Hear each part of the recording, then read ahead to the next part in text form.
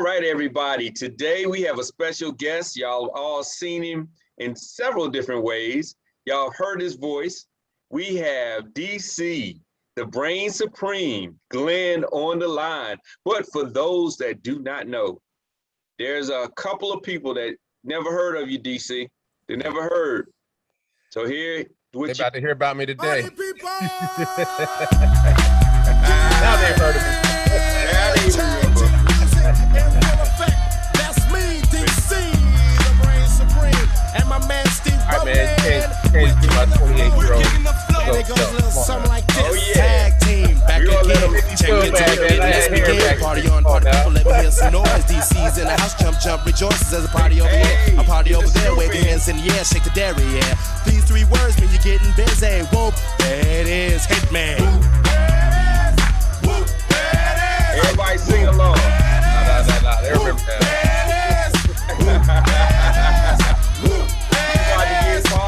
The party started tonight.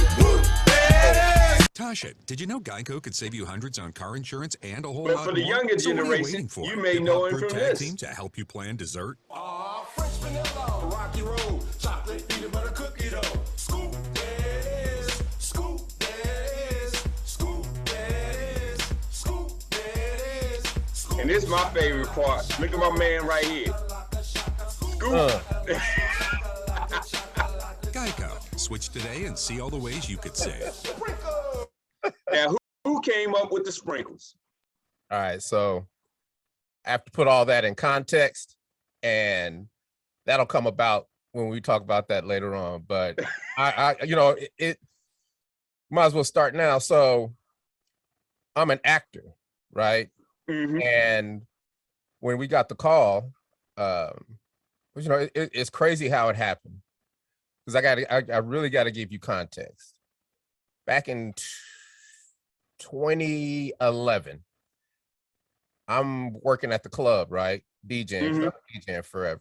And security comes like, DC, you gotta get to the front door. There's this woman on the phone and she won't get off the phone. She says she need to talk to you. And I'm like, man, which one of these heifers I done, right? I'm trying to figure, I'm like, wait a minute.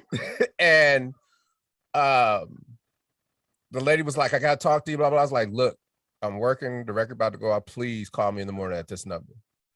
And she called me the next day. It was a reporter from the New York Times. And she was like, have you seen the Gawker article? And I was like, no. It's just like, everybody thinks that Barack Obama was in Whoop, There It Is video. And I'm like, what? Because there's a group called Deuce and L.A. Snow, who's a member. He was in the video, and they took one little frame, and it looks just exactly like Barack Obama. And we did press in every publication, every network for a whole week. But at the end of that week, I was upset because I didn't have anything to show for it, right? Okay. That should have turned into money, and it didn't. And we all have points in our life where things happen and you kind of see them as missed opportunities. Mm-hmm. But I never see them as missed opportunities. I see them as, that's never going to happen again. Okay. And that's what started my SEO career, search engine optimization, learning about Google, learning how to build websites, learning the whole nine, digital marketing, everything. Okay. And the problem was nobody could find me. I can't make no money if nobody finds me, right? Or nobody sees me. So that started that. And then I get a call one day from my agent for acting. And she's like, DC, you just booked a GEICO commercial. And I'm like, why are you playing my emotions, Smokey? I didn't even audition for no GEICO commercial, right? And she was like, DC, they said they wanted tag team. And I was like, oh. And I went to my phone because I have a tag team line. Uh-huh. There it was, the call. And I didn't answer the phone, but back then, during the Barack Obama saga, you type in tag team, it was all about wrestling. Oh, okay. Tag team today, it's all tag team because I put in that work, right? Yeah. And they went to my IMDb, and then they found my agent. And then my agent calls, and I'm like, okay, I could take it from here. And I was like, wait a minute, break bread with your agent, because they do this. You're in theatrical and commercial. This is a commercial. Let them do it. You ain't got to hire no lawyers. You ain't got to deal with that rigmarole. You just got out of a 20-year lawsuit. You prevailed with 20 years of trauma during that, which really wasn't trauma. But for most people, it would have been, but not for me. It was, but I didn't deal with it that way. Okay. And, you know, I let them make the deal. And it is the most lucrative deal I've ever made in my life. Right? Wow. And after that, you know, it was like, okay, I know you guys are happy. And I was like, not, you know, now the work starts. It's not just enough to have a GEICO commercial. What you gonna do with it, right? And so the first thing they were like, it's gonna be soup. There it is. And I was like, really? I was like, all right, cool. Let me go prepare. And I'm just flipping through Seinfeld episodes, trying to find a Soup Nazi episode just to get ideas, just to come into the game prepared, right? And they called me back. It's like, no, it's gonna be ice cream. Scoop, there it is. And I was like, and there was a moment where it took me back to our back porch in Denver, Colorado, where my father was like, I want some ice cream. And he throw the eggs and the sugar and the vanilla and the milk. And we put the ice in the cylinder with the rock salt. And then he poured in, and then we turn. My brother would turn 5 minutes. I would turn 5 minutes. And then 20 minutes later, 2 kids are eating ice cream out of a cylinder that they just made. And I wanted to bring that essence and that joy to the commercial. And I just started preparing. I said, okay, I want to spin a scoop. I want this. I want that. I had like 10 things, right? And the production meeting, the producer and the director, you know, were there. I was like, look, I got some ideas, y'all. You know, what can we do? It's like, DC, anything you want to do. I was like, cool.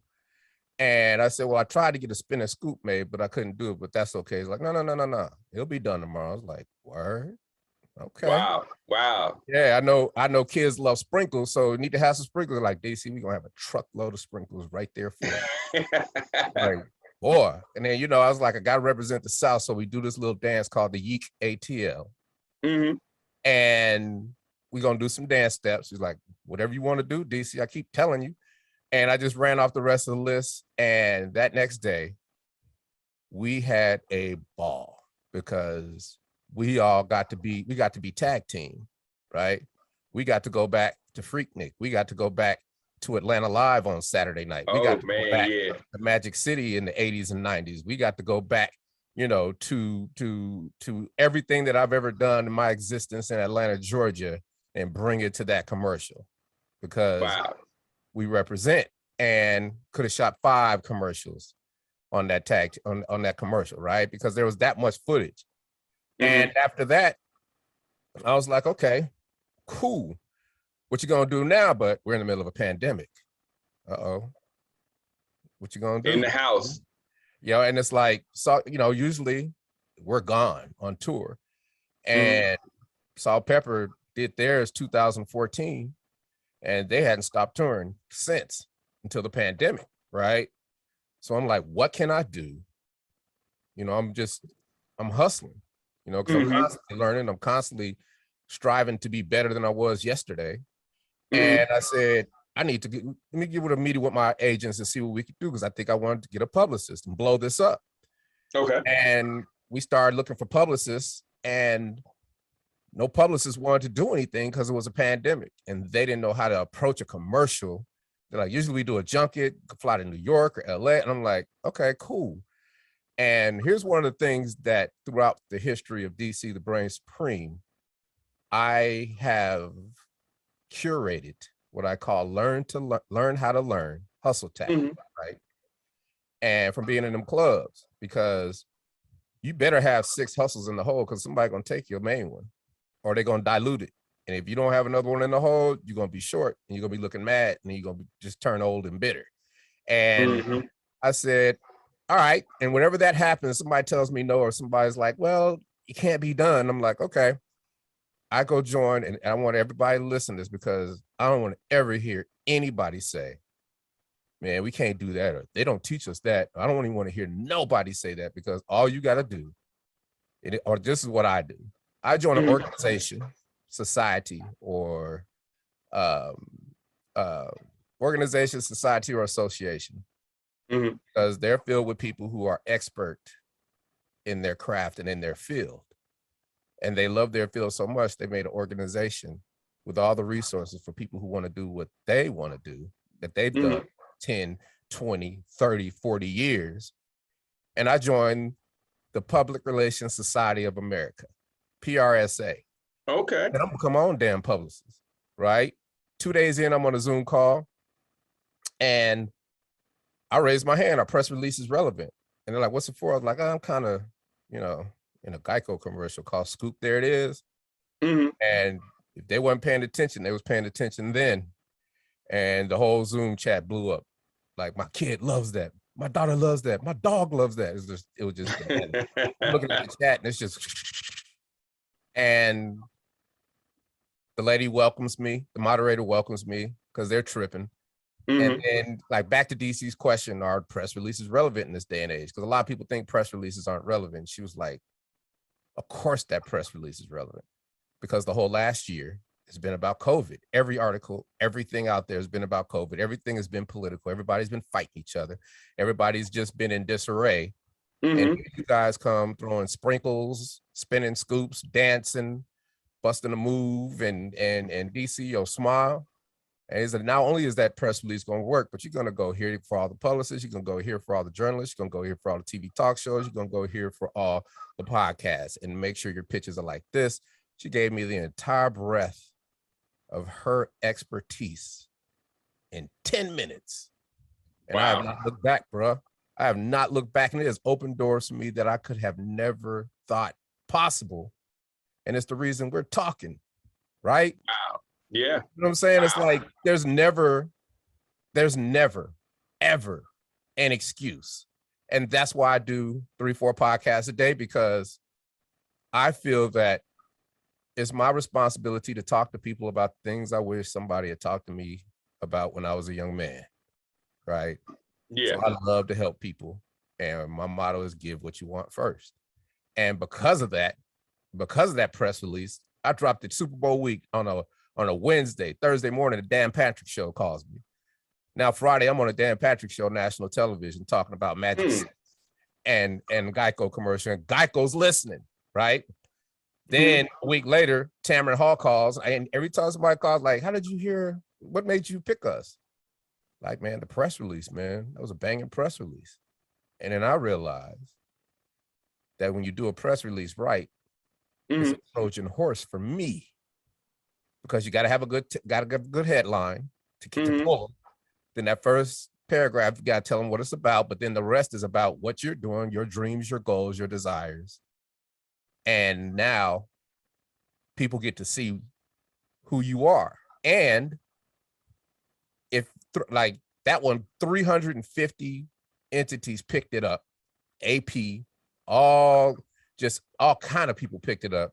That's 300 do follow links back to our website. Okay. You know what I'm saying? It has a 4 or 5 prong approach, right? Yeah. And you start curating things that are custom to your hustle, then nobody can take them from you, right? And that's what I do. That's what I've been doing for years, but now I've honed that skill to just include anything, everything, and anything that I can learn. You know, like I said, it's called learn how to learn. It's not just good enough to learn. You got to learn how to learn. I think that's the problem that a lot of brothers have out here. They want to learn, but they look at it as a quid pro quo, right? Man, if I do this class, I better, this got to happen. I was like, it don't work like that. You know what I mean? You got to get out there. You got to plant them seeds and keep it moving. You got to just keep taking shots, right? It's not throwing stuff and hoping it sticks against the wall.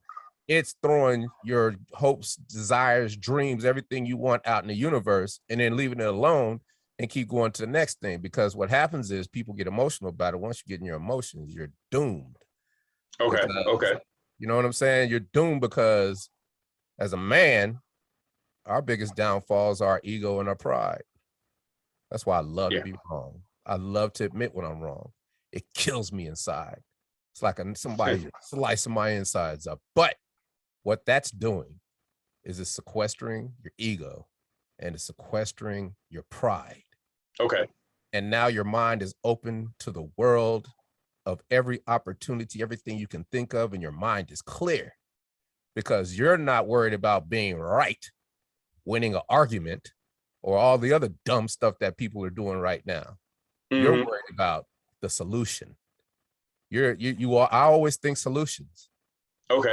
I love when people come tell me problems. Man, I'm doing this. And I ask them, well, what's the solution? What? It's like, you told me all the problems. What's the solution? Man, I don't know. What? I was like, oh my gosh. You know what I'm saying? It's like people come and say, man, I can't do that because of this. I was like, thank you.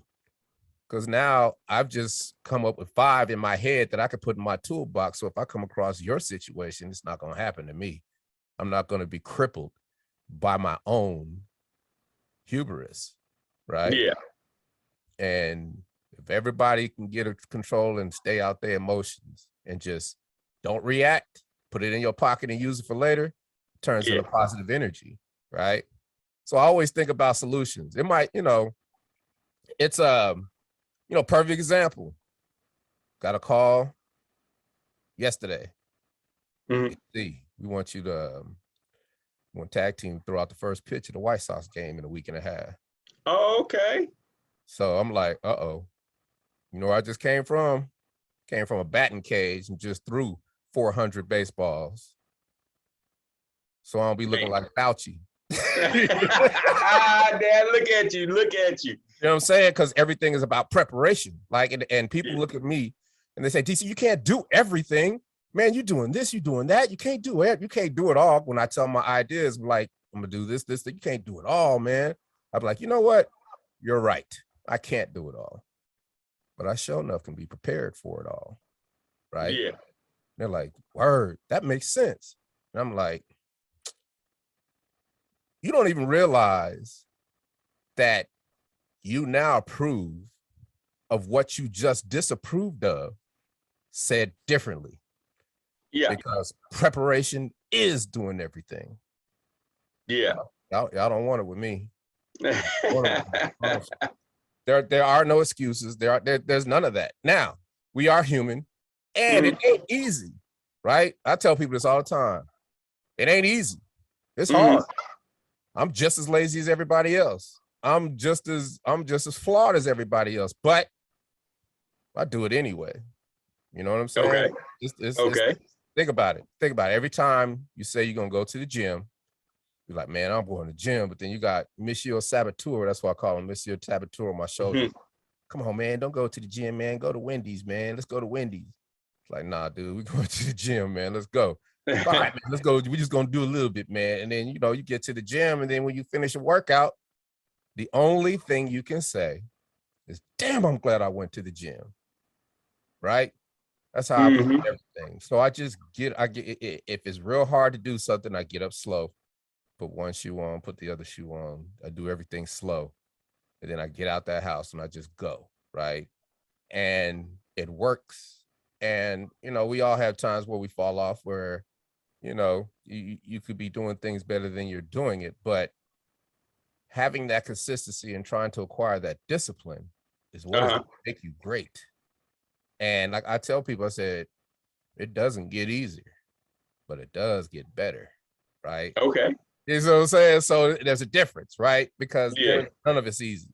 Like today, in a typical day, I get up and I start coding and start learning about Wikidata. I'm learning about JSON LD markup. I'm learning about all the things that Google done switched up on us. Okay. Right? I got to go learn that, but then I'm trying to build a brand new show, and I'm cutting and making loops. And now I'm got a tutor for music production because I'm trying to make songs and jingles and stuff like that again. But then I'm about to start taking dance classes because I want to just, if I'm gonna work out, might as well take a dance class and learn how to dance and work out at the same time. That's what. Yeah, because you can't let that guy in that GEICO commercial show you up. I mean, but then but it's about preparation for what comes your way. So things are coming my way. Like, let me tell you something, man. They've had to give us our own ice cream, right? Oh. See what I'm saying? So all of this comes from hustle, right? As an artist, most artists just sit back and do what they do, and they let their managers and everybody else do that. I don't do that. I'm like, I'm gonna find out how the sausage is made, then I'm gonna put that hustle on it, and then can't nobody do what I know how to do. Then I'm gonna teach it to the people who want to learn, and then they're gonna be on my team. Okay. That's how you build a team, right? Mm-hmm. Because if somebody falls off, you can always still do it yourself, and you're not at a disadvantage, right? So I right now I'm trying to learn how to do everything that I could possibly do, because one, I'm an actor, so it helps, right? You know what I'm saying? It helps because if I end up being, playing, having a baseball role, well, at least I know I can go, but I got a week to throw pitches. Yeah. And today, after about 20 minutes of instruction, because I got a trainer and everything, I'm throwing strikes from 60 feet from the mound, right? Okay. Not consistently, maybe every 4 pitches, but I promise you in a week. And then, hey, man, I put on a sauna suit. I probably lost like 5 pounds doing that. And that's what triggered, say, hey, take some dance classes, get your rhythm back a little bit, right?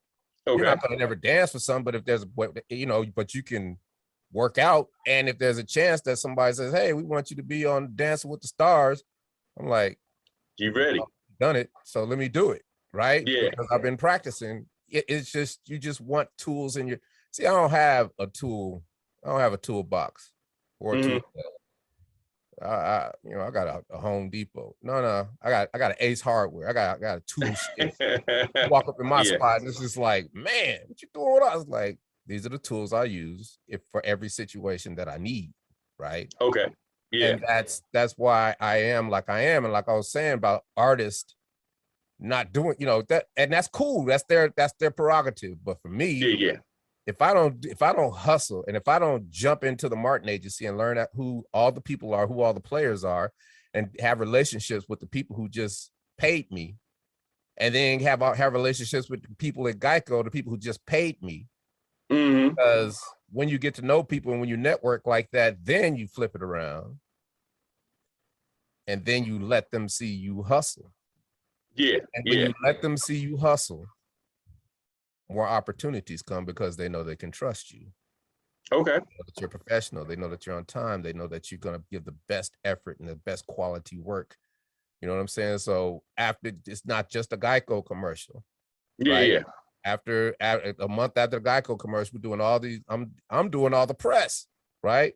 Because I learned how to be a publicist. And then I was already doing podcasts, but that's just, I was just doing them. But now I'm busting 3, 4, 5 a day because I am practicing.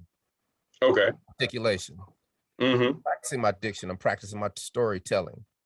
I'm having relationships and learning how to deal with people from different cultures, different races, different ideas, different moods, different political persuasions, right? And effectively sequestering all the things that we might not have in common. Okay. And talk about the things we all have in common, because all of us have, most of us humans want the same thing.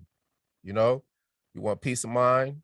We want to take care of our families. We want prosperity. We want this paper.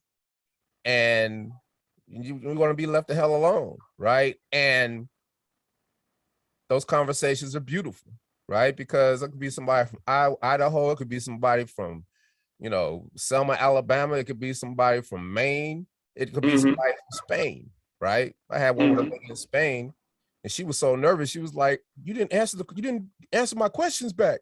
And I was like, I kind of don't do that. She was like, but I don't feel comfortable. I want to cancel. I was like, hey, just push the button. Just let it roll. Just push the button. I said, ask me one question. I'll take care of the rest, right? And then the biggest thing is that it's almost like a strategy session, because we're talking, right? We're talking about life. We're talking about how to maneuver. We're talking about everything you need, the tools you need to succeed. And the best thing is therapy. You know what I'm saying? It ends up being therapy, because I get to have conversations with people who, we get to talk things out. And a lot of times people lose their mind because they can't talk things out with people who know what the hell they're talking about. Right. And this way I get to bounce things off of people. I get to, every time I do one of these, I get another idea about something that I can do to nurture. Right. Okay. And I started and I just let it go. So for me, I love life because I've been blessed. Yeah. You know what I'm saying? I've been blessed with the ability, and I owe this to my mother and father. I have been stemming collard greens and shucking peas since I was 5 years old. My mom had a prep cook, right? Because my mom and my dad worked us, me and my little brother, like dogs, right? Just like, get out there and do that grass. Go cut them hedges, clean these windows, wash these clothes, separate the whites from the blacks. You know what I'm saying? Mop the floor, do this. You know what I mean? Cut the wash my car, right? And they paid us, but if we didn't do something, you know, that stick was severe because it wasn't a whooping. It was, okay, if you don't go to church, you can't watch TV today. Okay. If you don't do your chores, you can't go play football on Sunday with all your friends. You know, a couple times losing that, it hurts. And I became a hustler about 8, 9 years old when we had a blizzard in Denver, Colorado, and the only family had a snowblower. And I did our yard real quick, and we just kids playing in snow. Mr. Grant was struggling next door. We did his lawn, his driveway. We did every driveway on the block. Next week, me and my brother coming home, and it's like, hey, boy, come here. It's $20. I appreciate you doing with snow. $20. And we probably made like $400. Wow. $400 for a kid is bananas. Yeah, and after that, I went and got a paper route. I worked at Dolly Madison Ice Cream. I worked at the AV department at the university. I always been hustling. I do not fear work. Yeah. That is the greatest thing my parents ever did for me, is that they made me work, and I don't fear it. So I love when it's hard because I know nobody else is going to try to do it. Most people, right? Good point. Yeah. Then I tell people, I'll be the guinea pig, and then I'll come back and explain it to you in your language. Okay. I can spit game. I can spit this game on people so hard. I'll be having people just like, but they understand what I'm talking about. That's why, because they get it, right? And able to articulate something that some, you know, I'm telling you, why acting is hard. That's why voiceover was hard for me, because everybody's telling me how to do something, and I'm like, okay, and I can't do it. But then it take that one dude to say it a certain way, and I was like, oh, and then it clicks. It's on. Yeah. So, you know, I can't reiterate how much not giving up, playing offense, and not expecting anything back has meant to me, because it keeps my mind open, it keeps more ideas coming, and it's just, you know, it's just beautiful. And I'm gonna tell you, the pandemic is probably the greatest thing that ever happened to me. Okay. Because we know, you know, everybody know the other side. People say, really? I was like, well, the other side's the other side, right? That's the reality side. But I'm talking about what it forced us to do. We all had to stop at the same time. In our lifetime, we ain't never had to stop at the same time, right? That's true. The only time you stop at the same time is a blizzard and everybody can't go nowhere. But that's for 24 hours, right? And then now, you know, we in the Serengeti, we in the jungle. It is rough because you dodging. You trying to, what are you going to be, predator or prey, right? You dodging. And I chose to reinvent myself because you're asking yourself, what can I do? I can't do this, can't do that, but I can do this. Yeah. And that's amazing how you reinvented yourself. I mean, you went from a DJ to a platinum selling artist to voiceover to acting to SEO to digital marketing to press release, you know, and other hats. And you just basically kept reinventing yourself over and over again as the need, you know, presented itself, which a lot of people say, I just do this one thing. This is just who I am, you know, and if this doesn't work, you know, I hear this a lot. If this doesn't work, then that's it. It's like never, never. But this is important though, right? That's important you say that, because the reason that I can do all those things is because, and this is why, first and foremost, I will always be a DJ. One, If I got hustles in the DJ booth, I'm selling mixtapes, I'm doing this, I'm doing that. People's looking at me in these streets like he making money. What he doing? Mm-hmm. And they stealing my hustles. So now, oh, you doing that too? I'm not gonna be mad about it. I'm like, good job, bro. You got my hustle. Best of luck, because here's my next hustle. Catch me if you can. Okay. You see what I'm saying? You better have 10 hustles in the hole. Not plan A's, plan B's, plan C's. I'm talking about hustles. Things that you secure, that you can nurture, that's gonna make you money, right? And then the second one is, it's called, there's a process called getting in the corridor. I can't remember the book, but this guy, he wanted to have a pie company. And he didn't know anything about it. He went and got a job at a pie shop, and he did every job in that pie shop. And then he quit, started his own pie shop. Then he franchised it. Then he sold it for $20 million, right? And I said, and he called it getting in the corridor. So I'm at Strokers, and I said, well, what can I do to be in the corridor, right? And Okay. I'm like, okay, let's go build a business plan for our marketing, right?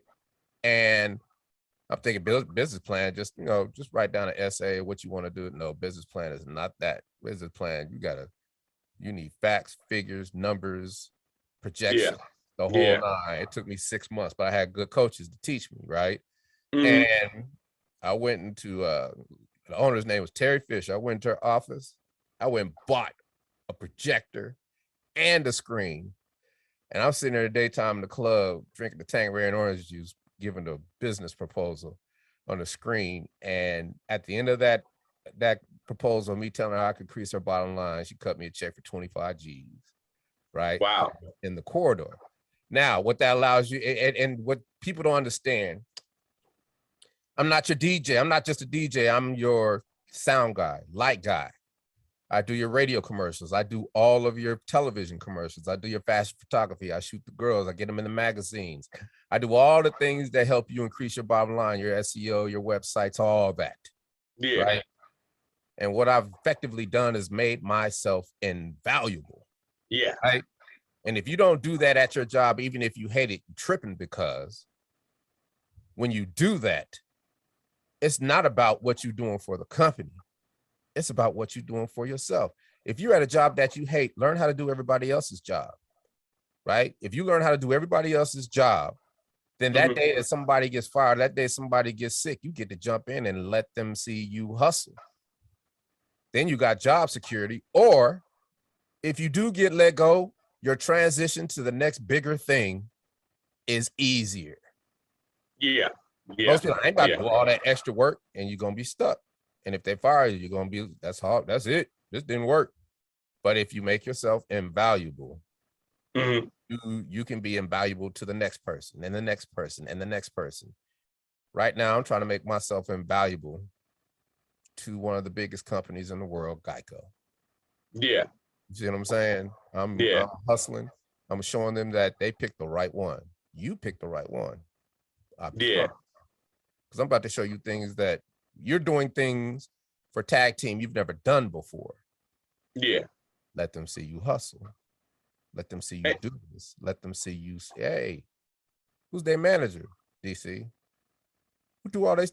DC. Yeah. They web DC. And and another thing that you did was you secured the brand. So you know, you learned SEO, so you could secure the brand. So when people type in your name, type in tag team, type in whoop, there it is, type in GEICO commercial, you secure the brand. And that's very important that a lot of businesses don't do. They just hope that people happen to find them. It's unbelievable because it's called disambiguation, right?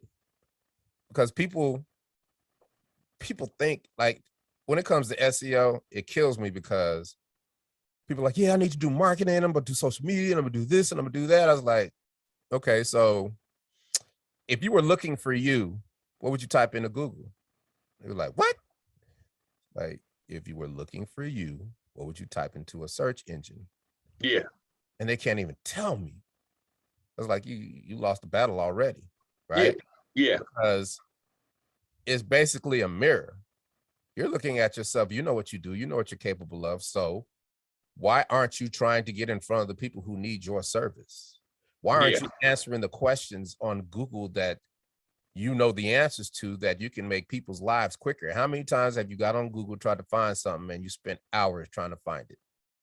Where if somebody had just answered it effectively, who was expert in it, you would have found it in 20 seconds and you would have kept it moving. Yeah. Right?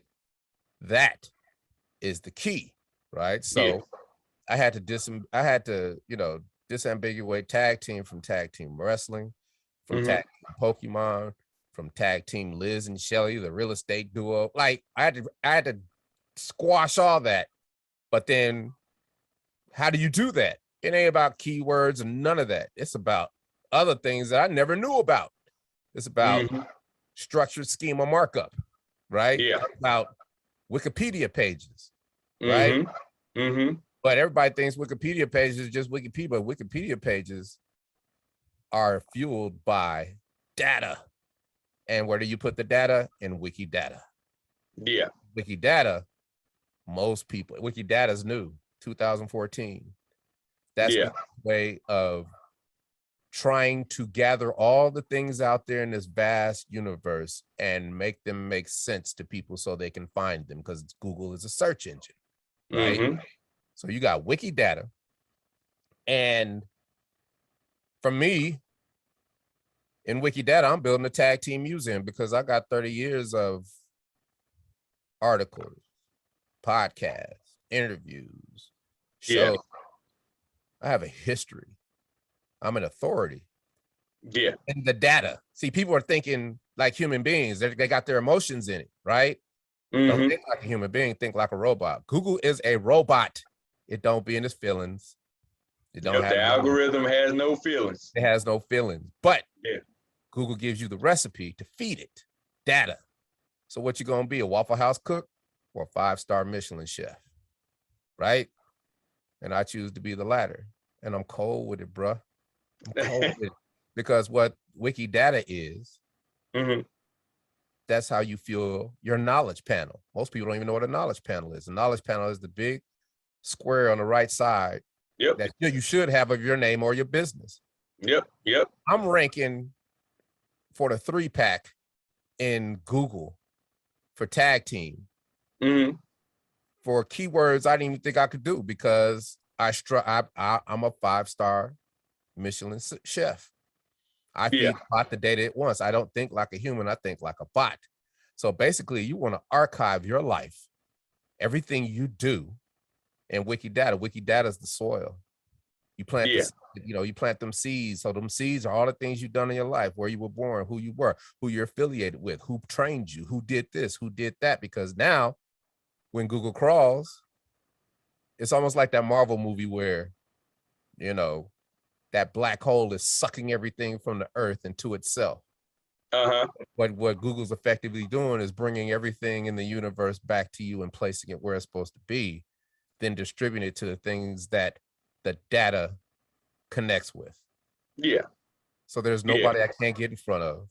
There's nobody I can get in front of Steven Spielberg if I wanted to. You see what I'm saying? It took me 10 years to learn this. Relentless failing and study and frustration and all of that. And I'm still frustrated and I still study. And I just got a Wikipedia certification. Now I'm in the wiki world where I get to do edit pages. I get to build my own. It's called a wiki base. It's basically like I get to build my own world, because the whole wiki thing is about like the Library of Congress or the Met or college libraries archiving all of their stuff, because you had before internet and you have after internet. So how do you do all that before internet, right?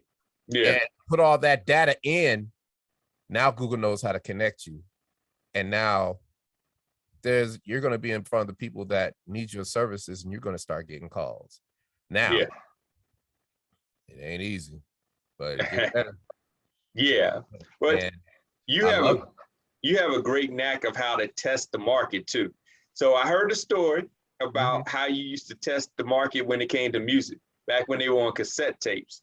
And you used to take it to the club, and you was like, if the girls feel it, then I know that this could be a hit. So go through that a little bit about how you test the market, because a lot of people just say, this is what I do. It's the greatest thing since ice cream. And I'm just going to put it out there, but they don't actually test the market. There's actually several ways you test the market. With records, it actually was an accident, because I started in Magic City in '89. I think it was like 1990, 91. Back then, we had to be serviced. So all the record companies, it was only LA and New York, but they had reps, regional reps. And one of the regional reps was Doug Craig, brother named Doug Craig. He used to, they all come drop off their records to me. They drop off records to radio, they drop off records to the pools. And, and he had a record and he said, hey man, they don't believe in this record, but I think this is a good record. Just play it a couple times and tell me what you think. And I'll come back and holler at you next week. I was like, got you. Because he asked me nicely, right? And, we was friends. Me and him was cool. And he came back the next week and he was like, so what you think? And I was like, hold on. I was like, Candace, come here. What you think about this record? Oh yeah, that's my jam. It's like, you up next. Put her on stage. The record was Candyman, right? And played that record, and he watched the whole club turn into a money machine, because she's up there dancing in a way because she loves that song. And now dudes are just, money's coming out their pocket because they don't even know why, because they see her dancing to that song. Yeah. That's when I realized that is how you break. It wasn't even called breaking records back then, but that's when I knew that, hey, this could work like this. And then I said, not only is she listening to the song, there's like 5 girls listening to the song. So if this was radio, each girl goes on stage twice. You got 10 plays in a night. That's radio play. Yeah.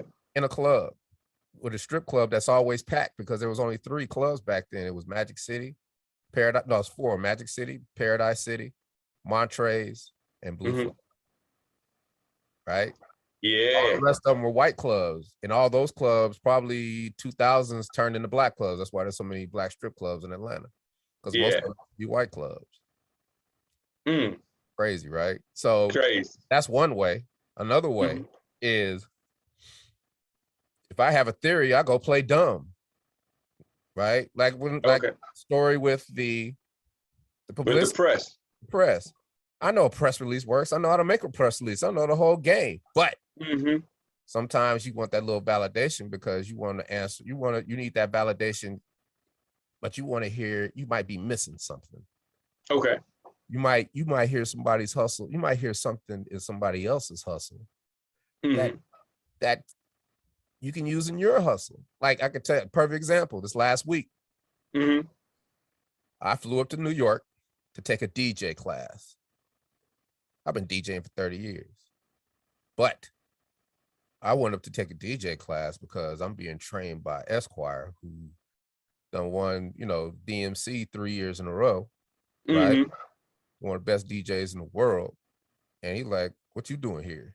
I'm like, dude, this is what I'm trying to do. Boop, boop, boop, boop, boop. Yeah. For a little verification, but then maybe a little extra, right? And I need to know how to use this mixer, because this ain't no Radio Shack mixer, right? This is a mixer that got way too much stuff on it. What's the best stuff on it, right? So we go through the mixer. Okay, got it down. And he's like, you already know what you're doing, because they were trying to say, okay, we're going to do it like this. We're going to do it. I was like, no. It's like, we got to do this custom to my workflow. Yeah, yeah. This is something, if I need knowledge, I'll fly to the ends of the earth to get it and fly back. Yeah. Because it's a waste of time. You're trying to find it's almost like trying to find something in Google and you can't find it. But if I know somebody know it, what's the ticket? I will fly there. We can talk in mass, and you're going to give me the game, and I'm going to come back, and I'm going to make my game tighter. I don't care what it is. So that, to me, I know how to do this, and I could do it, but I wanted to get extra. I wanted to ask questions that I always wondered about. Hey man, how do I know how they do it, but how do these dudes get $500,000 a show? How do they get $1 million a show? I know how they do it, because they're on the other side, right? But there's more to it than that. But I know how to do it, and it just got verified, right? So you have to verify sometimes, because you're about to do something big. You want to at least know you're going in the right direction, right? You can't be so into yourself where you think you know everything, because you don't. You know what I mean? You don't. Yeah. And that's what I do with voiceover. That's what I do with acting. You know, these acting coaches, I hustle for them. When I was in class, I go to class a half hour early, help them set up the cameras and the lights and everything. Then I get to ask questions while I'm moving chairs and helping them. You know what I'm saying? So you learn how the lighting and the camera works. Lighting and the camera work. You know what I mean? Because they just coaches. So if I see a little weakness they have and they're struggling, I help them. I wait after class so I can walk them to their car, but I'm asking questions. So if I got to do this, how am I gonna do this audition? And boom, boom, boom. Right. And then it just evolved into, hey, you coming in from out of town from LA? Let me get my people and we're gonna record your class and then give it to you for footage. Okay. Right? Okay. What they understand, but what I know is that every casting director in Atlanta is going to be on that stage because she's a big coach. Now I get to let them see me hustle. Yes, and you got content to give them. I got content to give them, right? And then, like, I did it with Crystal Carson, and I said, I'm gonna record you. I'd never done it, but I went above and beyond. I did more than I was supposed to, because we did it at Georgia State. So I was like, I said, let me go get the lay of the land. Let me go see what the parking situation is. Let me go see. I went and did reconnaissance 2 weeks before. And then I said, hey, Crystal, parking's going to be a mess, but I bought the lot at the bottom of the hill so you can bring all them casting directors through the bay and right up to the stage. Wow. And she was like, that's making you invaluable right there. What? Yes. You see what I'm saying? Every little problem that was happening, I had a solution for it because I prepared for all of it. Right?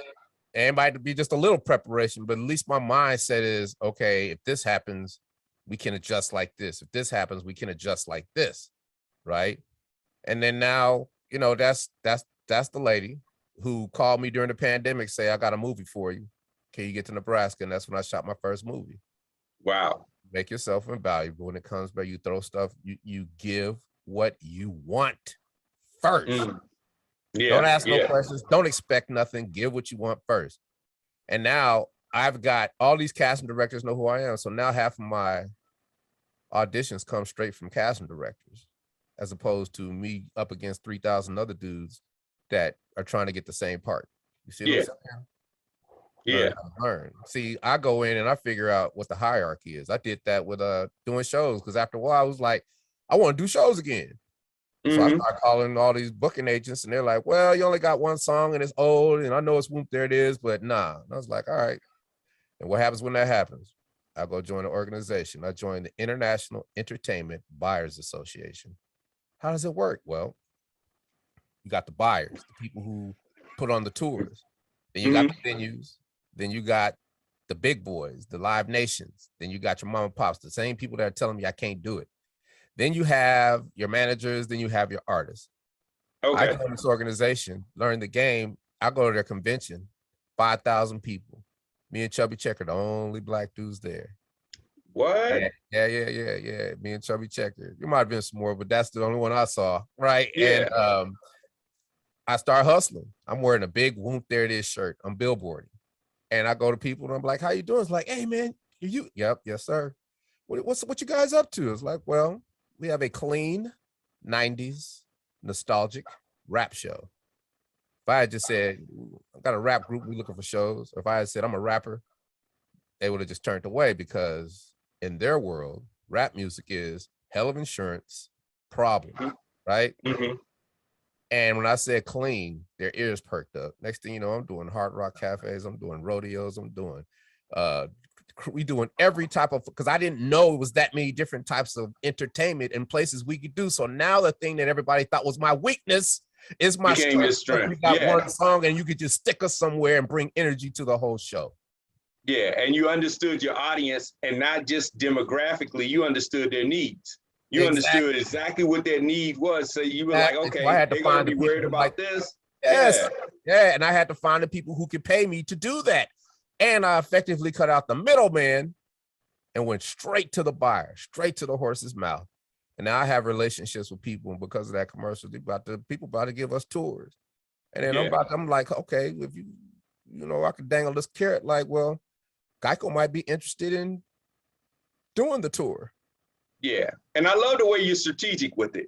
I mean, you taking, see, a lot of people like say, I'm gonna hang this hat on this one hook and that's it. But you're like strategic to say, okay, here's how all these pieces play together. I'm and like, I'm how gonna does a hook leverage work? this. How does a Yeah. hook even work? Right? Yeah. How can I make a better hook? Right? Because if I think of a better, there's always another way. That's what people don't understand. It's like, especially now, like everybody said, if you're sitting around waiting for it to get back the way it used to be, well, you're going to be sitting around waiting for it to get back the way it used to be, because it is not going to be the same ever. And Yeah. I don't think like that. I'm standing in front of this mountain. There's a reason they say there's gold in them dark hills. I'm standing in front of a mountain full of gold, and all I gotta do is put in that work to extract it, and it's all mine. Yeah. How am I going to drill in this mountain, and how am I going to get to the gold? Right. Yeah. So you start and you go around the whole mountain. You got to do your reconnaissance. You got to go around the whole mountain. There's a cave there. Well, wait a minute. The soil is soft here. And then you start probing. Yeah. And then and then all of a sudden you got 5 projects that are valid, that are digging into that mountain. Yeah. And one of those projects is going to hit gold before the other ones, but they're all going to hit gold. And see, here's the thing too, that I love what you're talking about, that I want to make sure everybody catch. First of all, you look to how can I get in front of people that know what they're talking about to mentor me, to tell me how to do it. Mm-hmm. You don't ask a bunch of people on social, or a bunch of people with theories that have never done it, telling you what you can't do. You're like, okay, I get that. You broke down the tiers. You're like, okay, these guys right here, they said I can't do this. So I went on to the organizations above them, and I started asking questions to the people that are above them, that are booking stuff for them. How do you do it? Look, this is what I'm doing. This is what I'm looking at. What are you doing? How are you maneuvering? And now you're getting the game from people that are above the knowledge level of the people that are telling you what you can't do. They are the industry, because they have an association. Like one of my friends, she was like, I want to do a laundromat. I was like, okay, you've been saying that for like 6 months.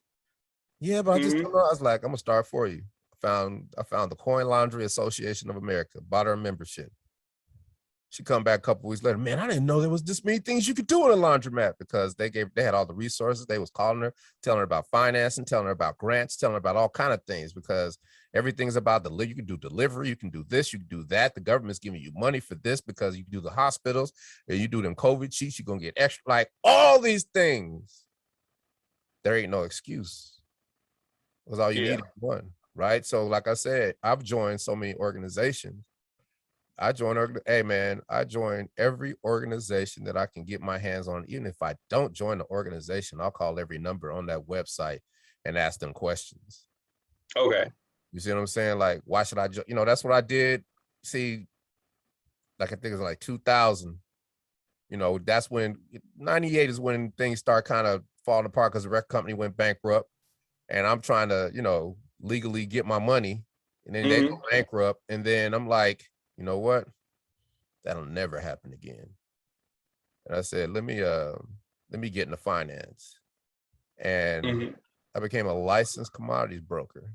Passed the Series 3 test, hardest test I ever had to take, but I passed it. And I was working for 3 firms while I was DJing the stroker at night.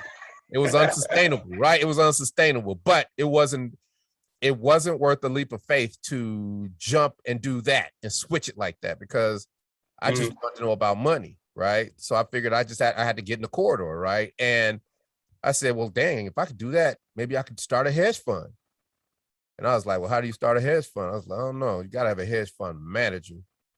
Because back then, there's resources, but not many. And I said, well, you know what? Let me start making calls. I started making calls. And I'm like, well, my name is DC from Tag Team. I made the song Whoop, There It Is. And I got some people who got some money. And I want to start a hedge fund. I got Dominique, I got Prime Time, I got all the Falcons, I got the Hawks, Braves. I know all these people because where am I at? Magic City, and they all know me.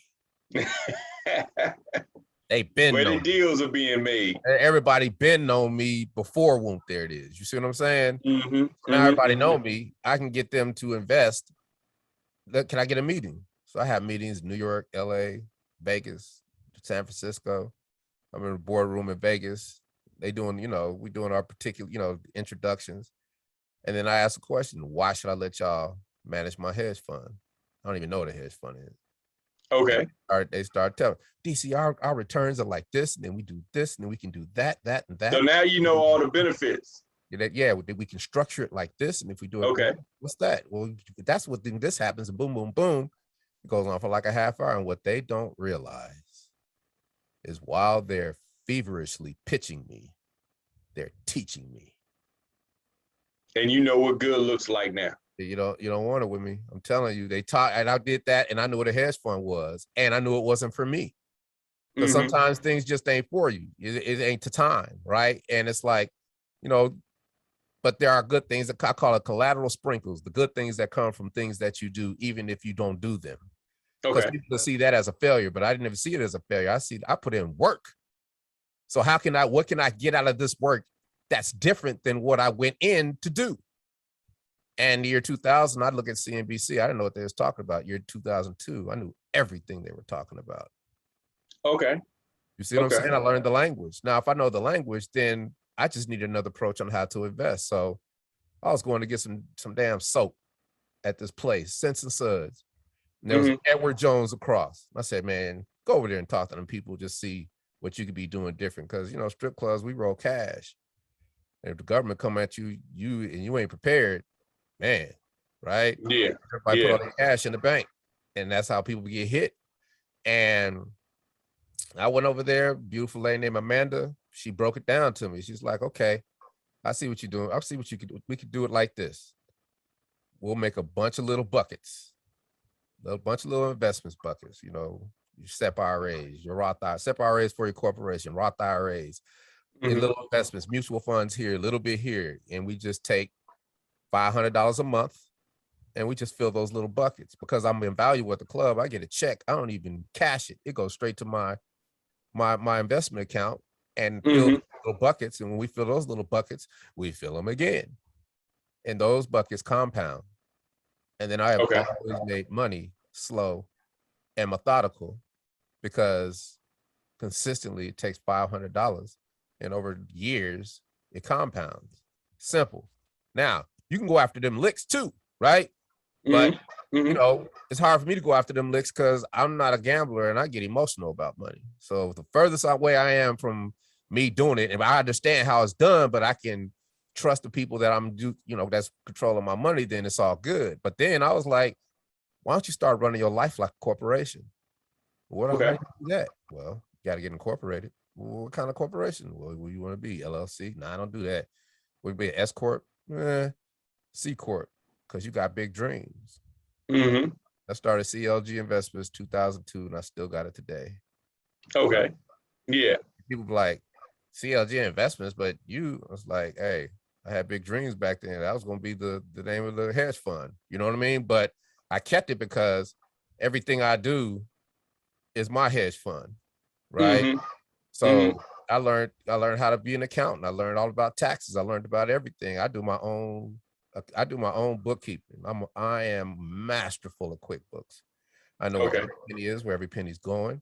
If a grant comes about, I can restructure it to where I can get the grant, or I can have paperwork where it's legitimate because I understand how to do it.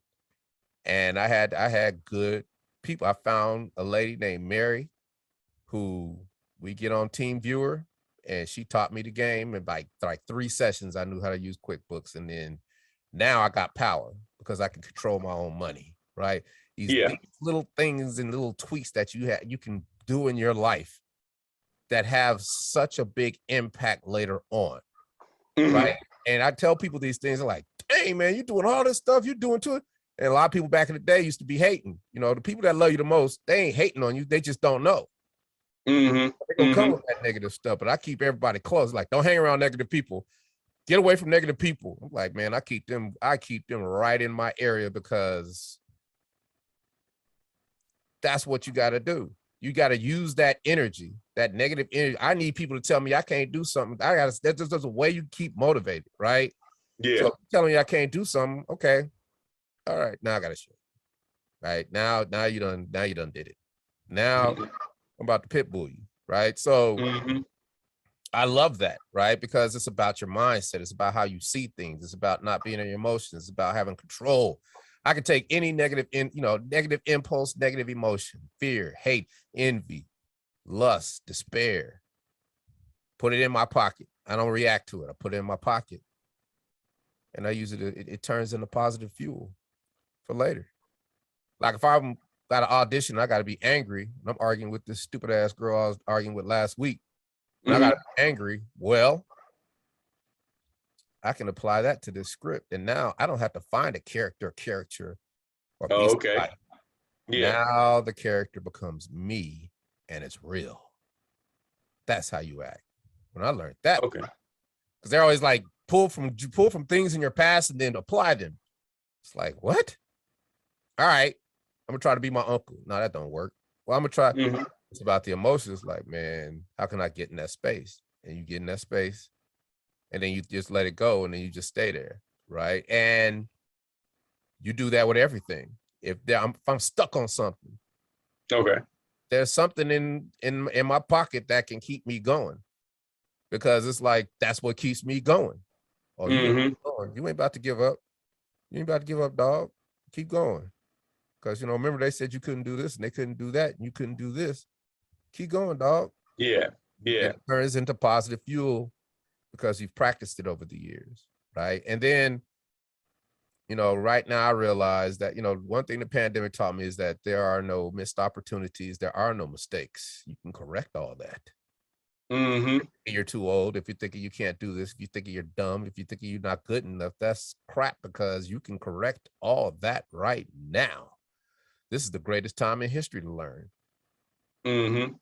Everything you need is right on your phone. That's true. And people say that, but people don't understand what that means.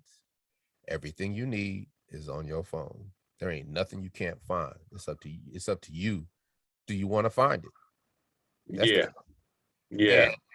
and I understand that everybody is not as blessed as me, because I'm blessed because I had two beautiful parents. My mother's still alive. She has Alzheimer's.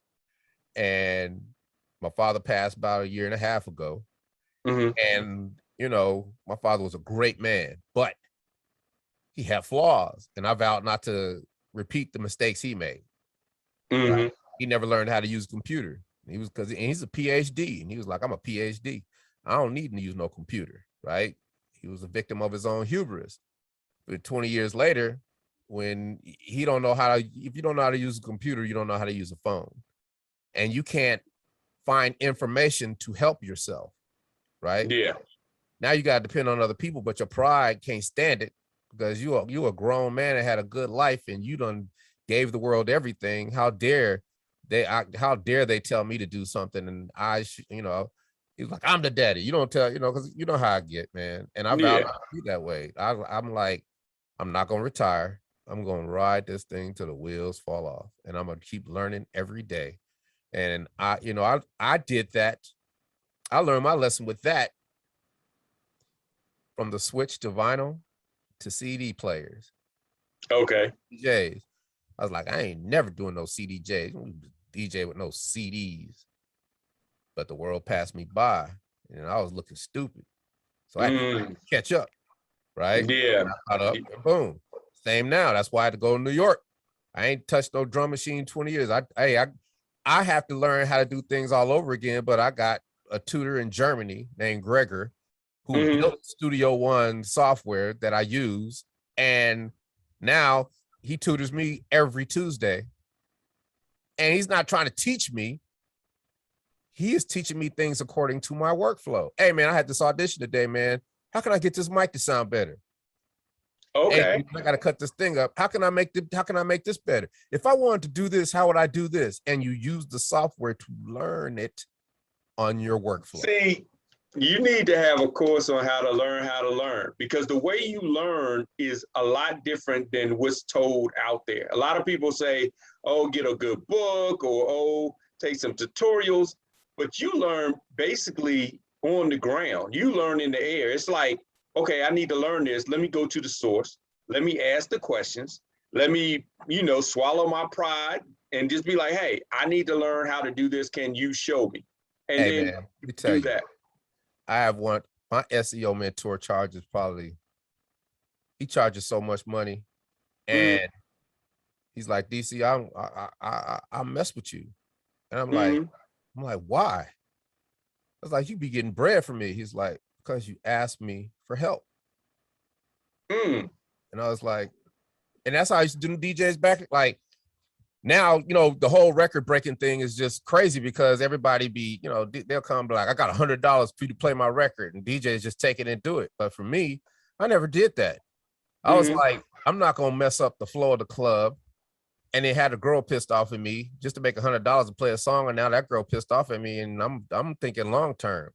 It's gonna be nice. She don't make no money, but because I look out for her, she always gonna give me money, right? So I'm like, no, thank you. But hey, take that $100, take these ones. I'll play your record, and you throw it on the stage. And now I communicate with the girl about to play this song. We're gonna break you off, make it look good, and now I done made this dude record look good, as opposed to everybody like, what the heck is he playing?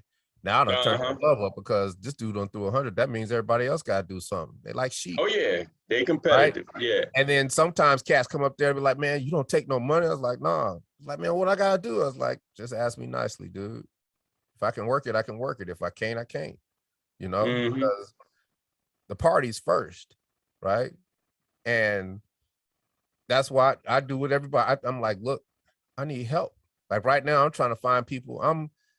I got a lead, and I'm gonna have to go to London. I'm gonna have to go to the University of Edinburgh to make these people film me. Now I ain't gotta do that. I could do a Zoom call, but I want to go there and I want them to film me.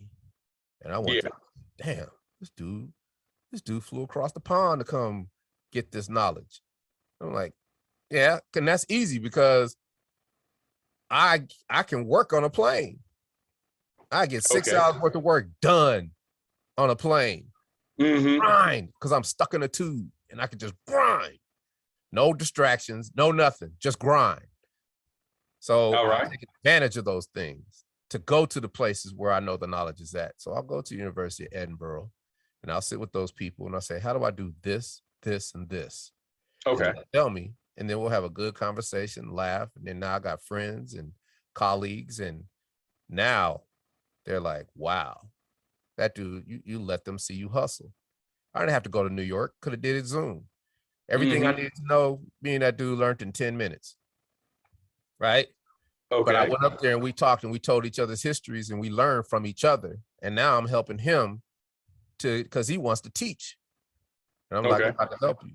I can blow you up, right? Because I have things to barter with. I have things that I can help people with. And it don't cost me anything to help somebody, right? It don't cost me anything. Man, you need to do all you need to make money off. I was like, nah, man, there's a bigger picture, right? Okay. There's a bigger picture for me because I'm trying to hit them super licks, right? I want the super lick. I want, see, my goal is, everybody's telling me, here's the thing. I'm learning to make music again, not to be an artist. I'm not trying to be no artist.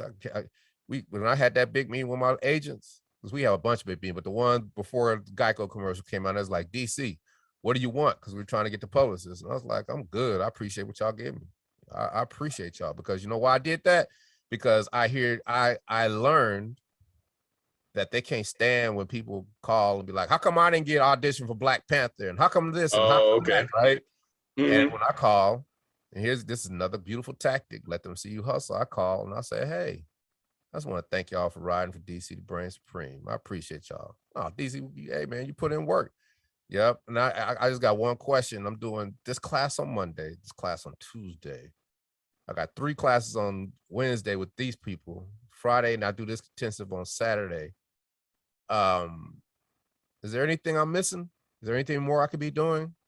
Man, DC, if you don't get off this phone, I'm just saying, am I with the right people? Because I don't want to be wasting my time because I'm trying to make us some money. Mm-hmm. Mm-hmm. What did I just do? Build relationship. I mean, What did I just do? I let them see me hustle by running off the thing that they want to see actors do the most, which is keep their ass in class and get better. So I'm going to this class 3 on this which day. makes their job easier to It's pitch. their job easier. Now they riding with DC. They're like, hey, we like him. I like the cut of his jib. That's that old South. Yeah, exactly. And then now I'm on their radar. That's how I came up, right? That's how I do everything. Yeah. I go in, I learn the hierarchy. I learn how the sausage is made. Then I infiltrate from the sides. Okay. And then another thing I'm picking up from what you do is you build experiences. So you talked about when you did the GEICO commercial, you wanted to build the experience of having fun and being at that Friday club. You know, you wanted to, bring the experience. And then when you talked about the club, I'm not going to play this song and ruin the experience. Let me go ahead, give the money to the girl, build the whole experience. Yep. And then from the experience, that's when the money comes. And a lot of times we look at, oh, it's just a beautiful marketing message. I'm going to say these magical words, or we've got the best product and the best price. But you're like, no, this is the experience. And people buy into experiences. You know, that's why people travel. People travel for different experiences. So, I mean, you've mastered that. And that's something I picked up on. Like I told you about with me going to do this this first pitch, right? Yeah. I'm not even looking at the fact I'm doing the first pitch. I'm looking at the fact this can go 2 ways. You can throw a strike and be on ESPN, or you can throw a Dr. Fauci on being on ESPN and everywhere. Either way, you can play both of them good, right? But why not practice and then be a showman while you do it? So if you practice enough and you got the confidence that you know you're gonna get it over the plate, man, you can have a stance, you can wind up, you can do it, you can make it look good, right? And if it's a strike, man, that's gonna last forever, right? Because now's the time. So I look when somebody tells me, hey, we want you to do this, I look at what is the most fantastical, far-fetched, pie in the sky thing that can happen, solution, or what I want. Man, DC, you can't do that. Okay, you might, okay, I can't do that. Then you work your way back. What if I did this? Nah, that's gonna be hard. What if you did this? You work your way back. Now I'm working my way back to practicality. You're already doing this. So you're halfway there. And what you've just done is reverse engineered a step ladder to your goals and dreams. Okay. You started at the most fantastical place where nobody can even see it, but it's your vision. Your vision, you see yourself being there. I told my daddy I want to be a rock star. He was like, boy, sit your ass down. Right? Go cut this grass. Yeah, go cut this grass. But then, you know, I didn't pay all that money for you to go be no rapper, but I'm proud of you. Right? He bragged to you all his friends. He gonna give it up to me. But he's gonna brag about his son. Right? So that's how you work it, man. You know what I'm saying? It's like, and that's how I deal with problems. If there's a wall, what's the thing that you can think, what's the best situation you could think of? Even if it's not practical now. But then you work them steps.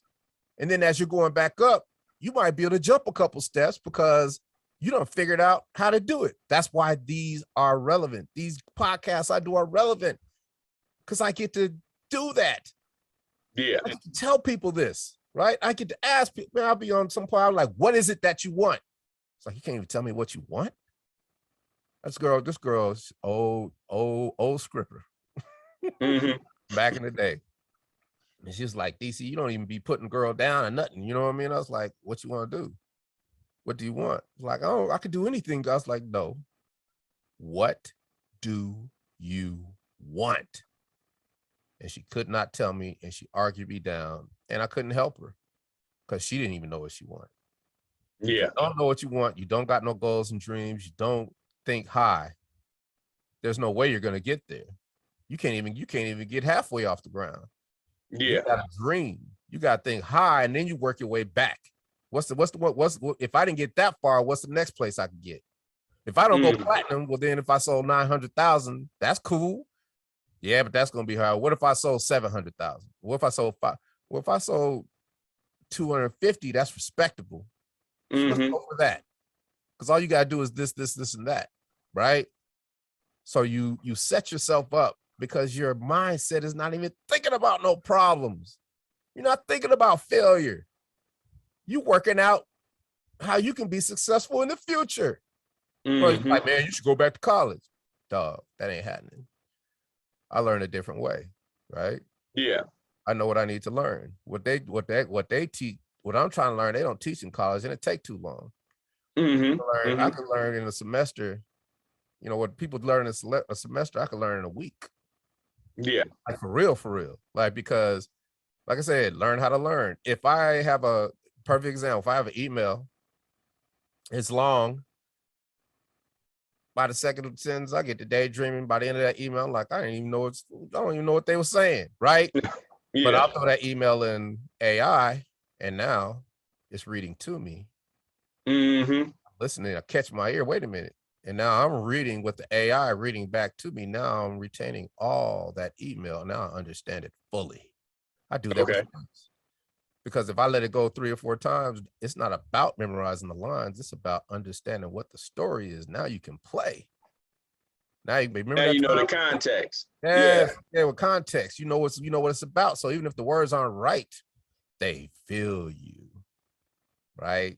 And they're like, we like that. He'll learn his lines because he's professional, right? So that's what it takes. Like I was on set last week. I was a judge, and the director, you know, he came to me. He was like, "Hey man, DC, I loved your audition. Not for the other judge, but for this judge, because just the way you did it, man." I was like, "That's my guy right there." It's like people don't know what they want till they see it. Yeah. Right? Yeah. So when they say you're enough, you are enough. Because I don't care, you know, you are you. There's only one you out there. There's only one. So you might as well ride it. And everybody ain't gonna like it, but all you need is one person to just bless you. Yes. Yeah. You know, and like I said, I'm not gonna be an artist again, but I'm learning how to make music. I'm learning how to make songs, because if I'm auditioning for a Tyler Perry Christmas movie that we shooting a year out, then I can make a Christmas song and submit it through my agent.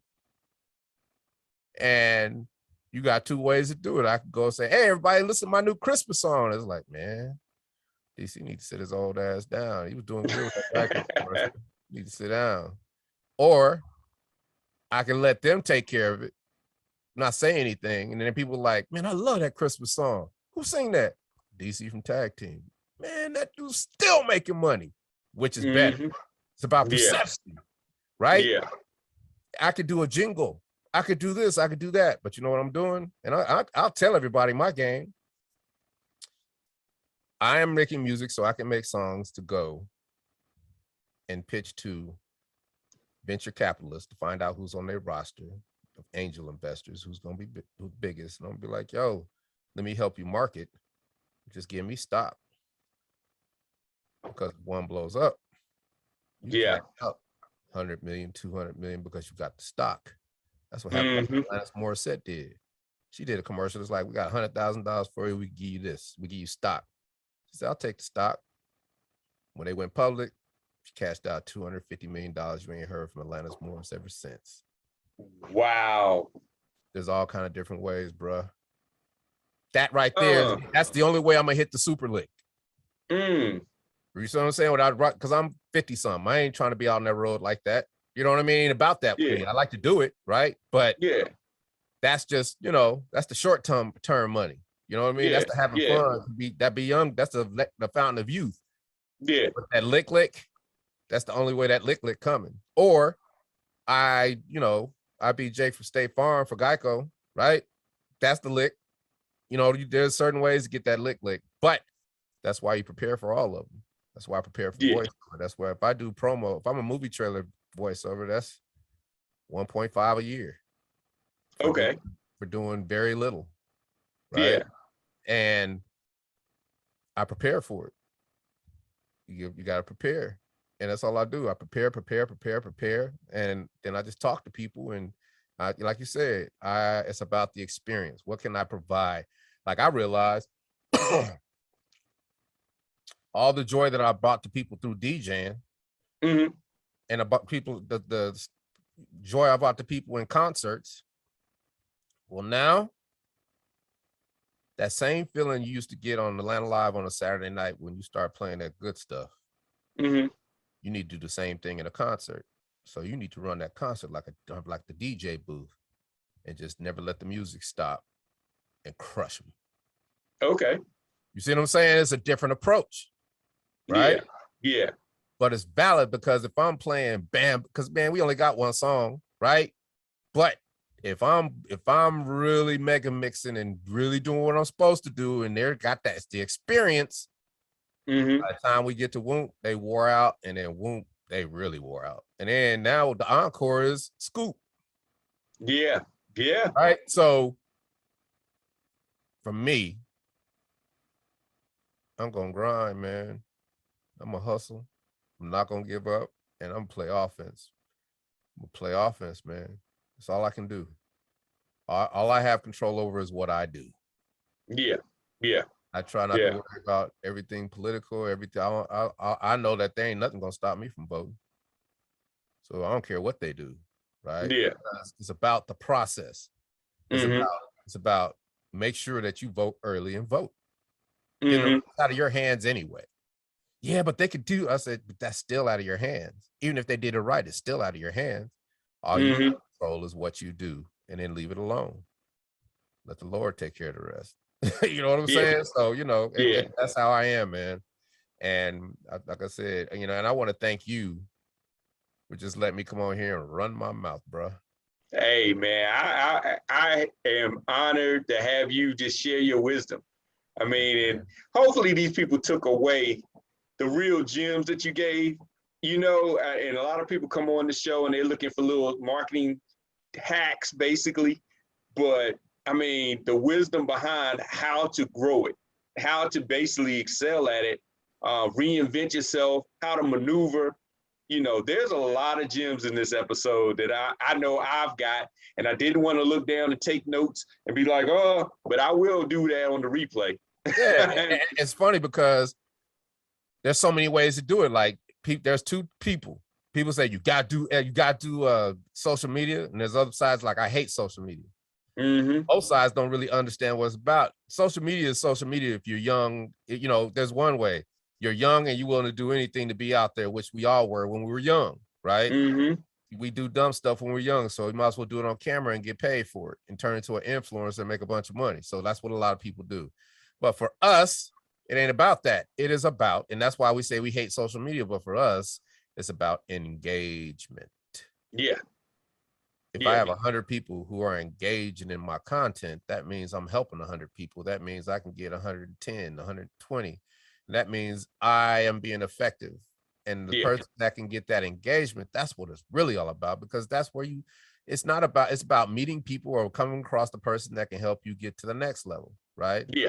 Or to the next level. So now when I do these podcasts, I see tons of people following me because I have a blueprint of how we're going to do this, right? And when we do this, it's simple, but, it works. Yeah. And you just want to make sure that, this is the gym. You got to make sure that every single one of your platforms is the same name. Because when Google crawls, then they'll put that on your page and you'll have everything that's about you on your page for as far as the eye can see. But if you got different names and different platforms and different stuff like that, you're just in the air. Because it's going to pass you by and they don't know what to do with that, but it got to work with everybody else. So it's like, if you help me help you, I can hook you up.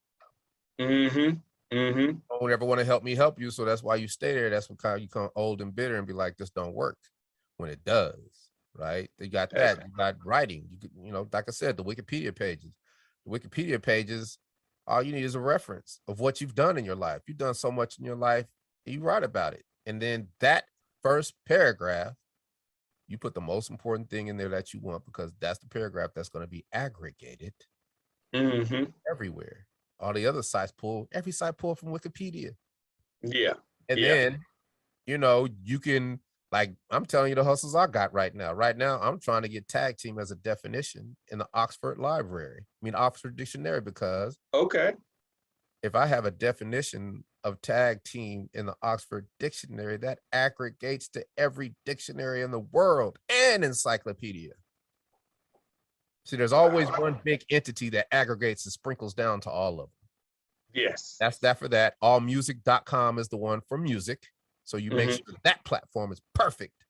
And then you got so many entities out there. Like when I was doing Wikidata, it was like I was looking at other people's. I was mirroring mine with like Prince and Michael Jackson just to get ideas, right? And this number kept coming up, Library of Congress authority number. It's like, what the hell is that? And I'm looking at it like, oh, I want one of them. And I started like 8 o'clock in the morning. I wait till they open. I called them. I emailed. And then she was like, I don't do that, but I'm going to hit you to the right people. Emailed them. There's like, we're going to look at it. By noon, I had my number. And I watched my knowledge panel change real time. Wow. Right? All because I'm an authority now, because I can prove it, because I've copywritten things on the Library of Congress. So now Google crawls that and says, hey, this brother got it going on. Let me put him. He's verified. You got your blue Let me check. elevate him. Let me elevate him a little bit. So now I'm going through, this is what I've done all this week. Back in the day, we used to go to LA, the record company. They'd give us a big stack, because they would just, back then you would get a service to just go out and get everything about your artist. They give me a big stack. Like, what y'all want me to do with this? No, here. I'm like, all right. I put it in a box, sent it to my mama. She put it in the trunk in the basement. And then not too long ago, I went and got all that stuff and I digitized it. Just to have it. I didn't know why. Yeah. But I was looking at it the other day and I'm like, wait a minute. This is the timeline of my life. You got all the memorandums, all the itineraries, all the letters for the deals, all the dates, the times. These are references. All I gotta do is all I have to do is organize them. So I got like 5 data entry people that I work with, and all they doing is just typing them in spreadsheets. Then I upload them as JPEGs, and now an article that was before the internet in the New York Times is now a reference. Wow. Wow. And now I get more juice, and I've got probably 1,500 done. I got about 1,500 more to go. Now I can fill my data. Now I could plant a whole acre of seeds, and when Google crawls, it goes out in the world and brings everything back to keep them seeds growing, and it elevates me. Now that my site, anything I do is a nuclear power plant, because I can fuel anything with the data. Okay. I'm thinking like a robot, not a human. Yeah. Right? It's cold-blooded, bro. Mm. And only reason I took that class is because I wanted to learn about Wikipedia pages, and it turned out being something totally different and totally on some game I never would have imagined, just because I'm aggressive. I play offense. I don't quit. And I'm gonna get this paper. Period. Yeah. Right. So, I mean, we could go 4 hours, do all the stuff that I'm doing, but that's important, right? And everybody's thinking keywords. Like, here's another one. Everything is about answering a question. Okay. You know, anything you type in, you're gonna come down that page in results, and you're gonna see a little stack of questions that pertain to that page. Like if you type in DC Glenn, it's gonna be like, how is DC Glenn? And then how you do it is, well, if you must ask how old DC Glenn is, DC Glenn was born such and such, such and such, so therefore calculated this way. Okay. Answer that question. Now anything that got to do with DC Glenn or 90s or anything like that, Google might throw that on that page. on 1,000 pages out there that got to do with me because I answered the question and then I schemed it up with structured data markup. And then the bottom, which is the wiki data, fuels it all because now Google has so many references that validate anything I say to it because it is a robot. Connect the dots. Yeah. Connect the dots on the highest level. Yeah. And Google does it in microseconds.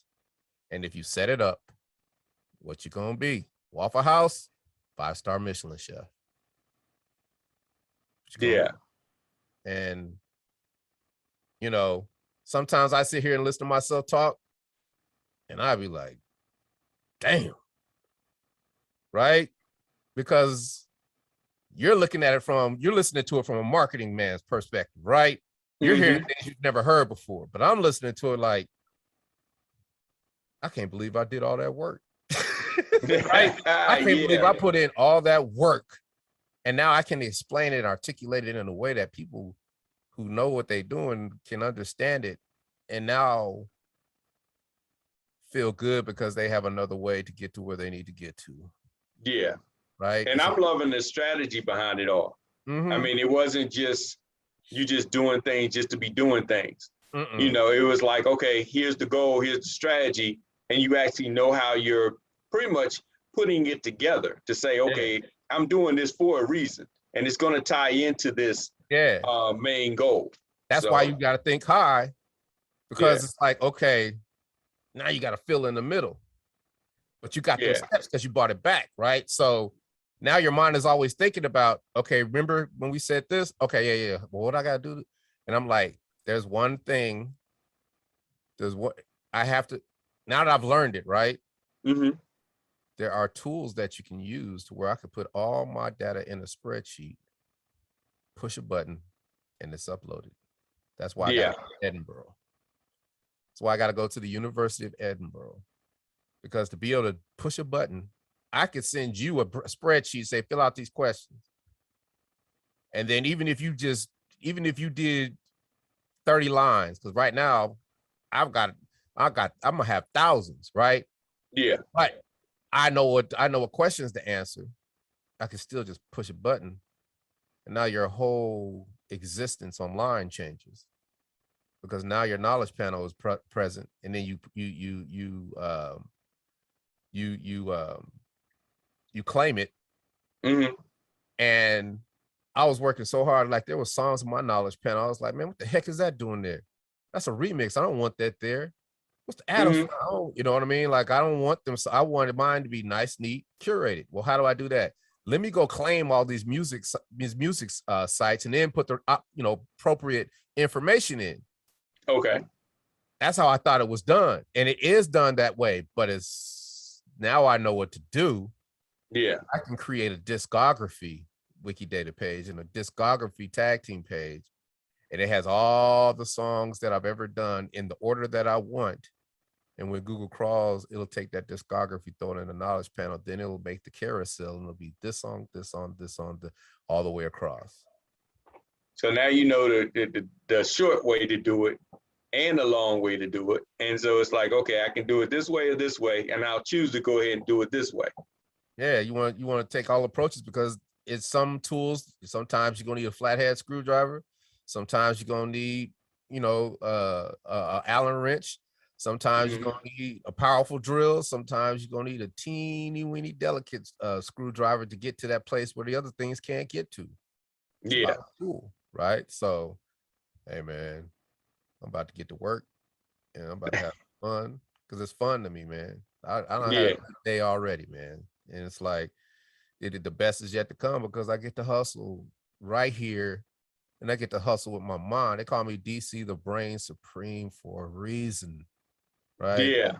It's a lifetime of it, man. Lifetime of me just figuring things. That's why I got this name, because Roy Lee Davis, he was in the basement getting high. He was like, man, I'm gonna call you the brain supreme, man, because you just be figuring everything out, Cease. Because everybody call me Cease, right? Man, everything out, man.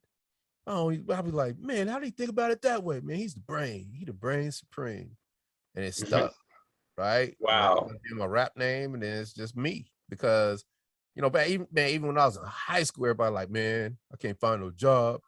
I drove around all day looking for a job. Like, how many places you go to? Like 5. I was like, dang, dude. I was like, man, I can get you a job right now.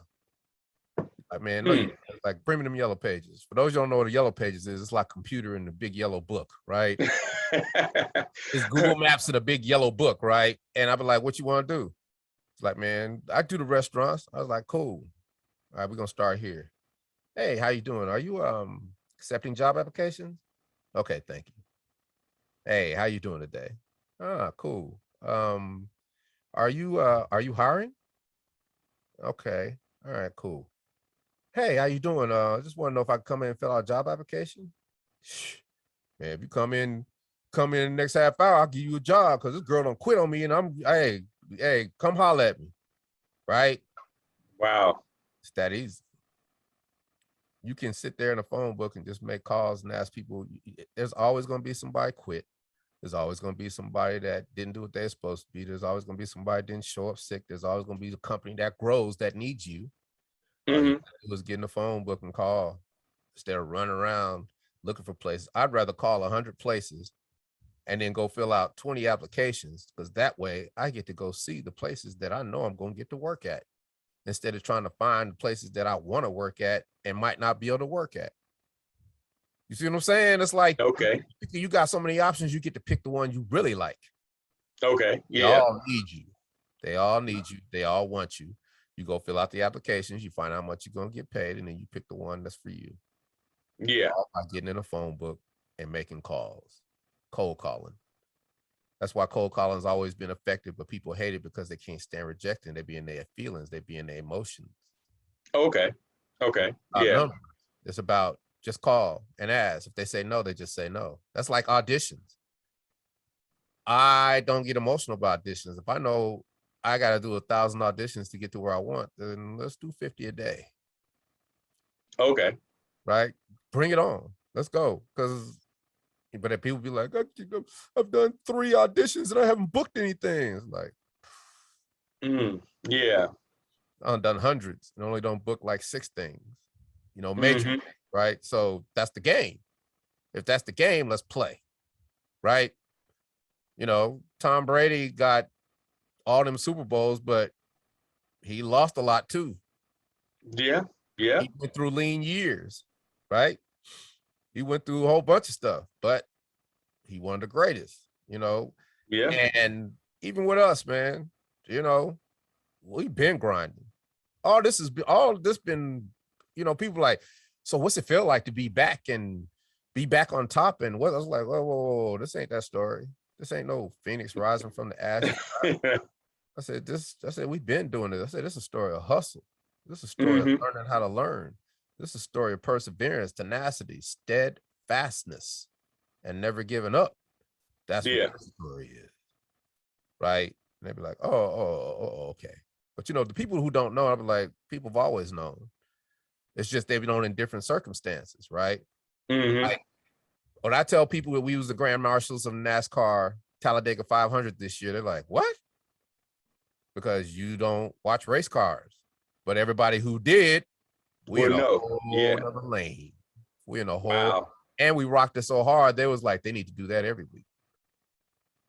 Just like who get to do the things that, like, that's why I take the opportunity when I do something, I try to go hard because in that crowd, in that area, in that lane, in that society, wherever it's at, those people are there to see you. And if you show and prove, now you've got thousands and millions of more people who appreciate your efforts, appreciate your talents, and appreciate you as a human being you are. You are not a black man no more. I'm in Talladega Motor Speedway out. What?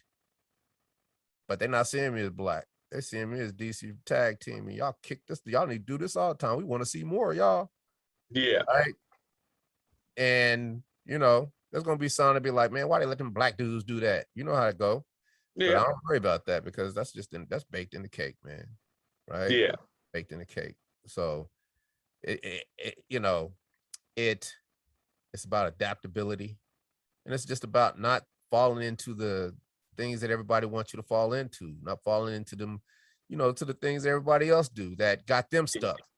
Yeah, yeah. But I think that goes back. I think that goes back to that conversation you just said about knowing what you want, though. Yeah. When they ask the question, what do you want? And if a person doesn't know, then you're only going to want what everybody tells you, which you should have. I know what I want. I know what I want when I was young. I said, I want to be in history books. Oh, okay. I'm 24 now. I'm in history books. What's next? Yeah. Right? Yeah. Well, I want, and it took some years. Well, I want to do this. See, it was more of a necessity of, okay, I can't have a career because I'm in this legal battle with 2 record companies fighting.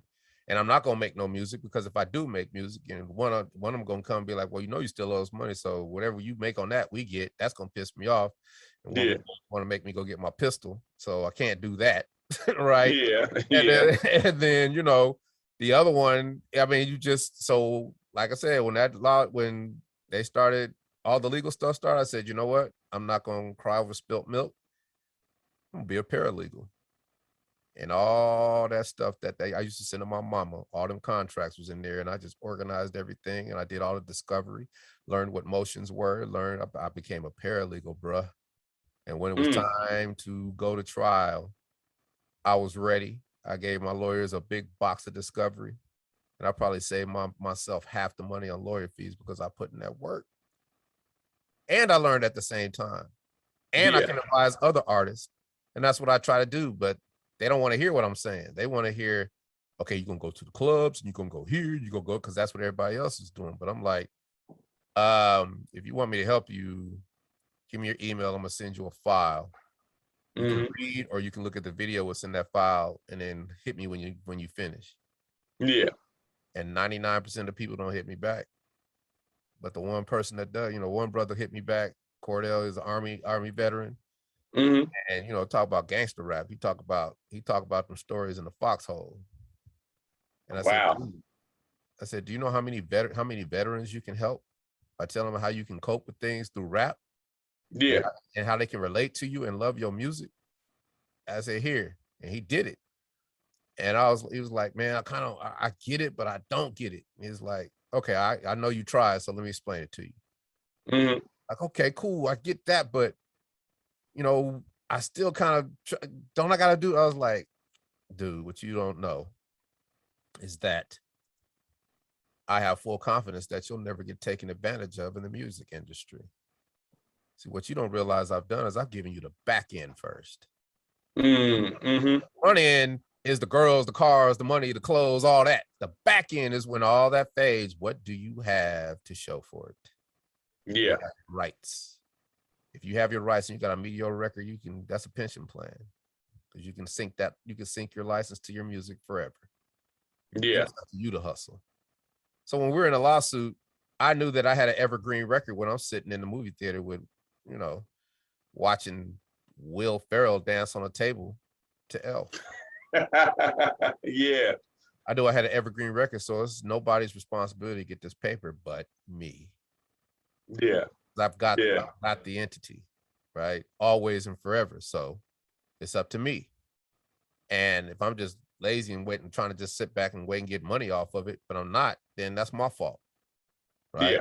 Yeah. So I started hustling. So that's what it was all about. Trying to get to a place where we can get more shows, where we can get what we got, what we have. Right. Okay. And I did, and did it well. And I ain't really never had to work. I've really never had to work, but I ain't never been scared of work. So yeah, that's why it done turned out the way it's turned out. And now, because I put in all that work, man, you know, I planted them seeds, man. I didn't realize how many seeds I planted, right? But right now I stand before you in a forest of opportunity unimaginable. Wow. Doing what you love. That's stuff I want to talk to you about. I can't talk to you about because I'm on a non-disclosure agreement, right? Yeah. Unimaginable, the things that are happening to me. But it's all good because I hustled for it. If I don't hustle, don't do that extra, don't make myself invaluable. And people don't see that because I don't talk about it and it's behind the scenes, but I know I did it. I know the reason why. And it's like, it can never be, just because I did it this way and it didn't happen exactly that way, don't mean that that wasn't a factor in the way it happened. Yeah. Yeah. Because it's all strategy.